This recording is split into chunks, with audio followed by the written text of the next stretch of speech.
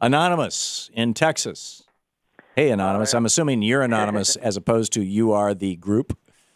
That's correct, yes. Okay. What's up? Yeah, I heard you talking about, it was an interesting conversation you had with the Antichrist, Alex McFarland. He got you kind of excited, and I'm afraid that I will too, in a little different way. The reason I called is I'm very anti-military. I'm anti most veterans. I don't respect veterans, and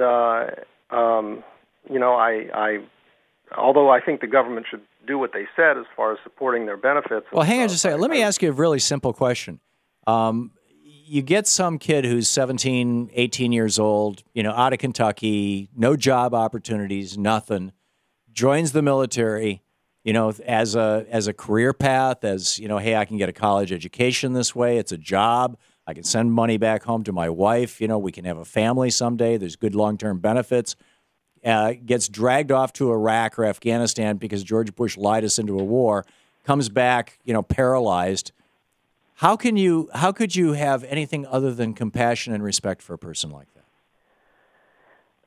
They made the wrong decision to begin with. There shouldn't be an incentive to join the military, but there is. You're asking me, and I was. I'm saying we need to separate veterans from the policies that veterans because follow. It's a volunteer military, and because it's voluntary, this means that they made their choice. And yes, I don't want anybody to get hurt, and I don't want war, but I also don't want fighting instead of compromise. And you can't get to peace through war. And all we're doing is supporting the corporations, and it goes on. I just disagree with what veterans do and the type of thinking. It's almost like police thinking. And yes, I understand the case that you've brought up. I'm just saying, a good number of them. I wouldn't disagree with your point if you're talking about some guy who goes through ROTC and goes into the military as a second lieutenant and ends up a lieutenant colonel, and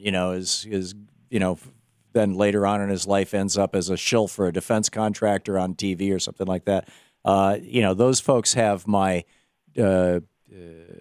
disdain, I guess would be the proper word. I am not better off.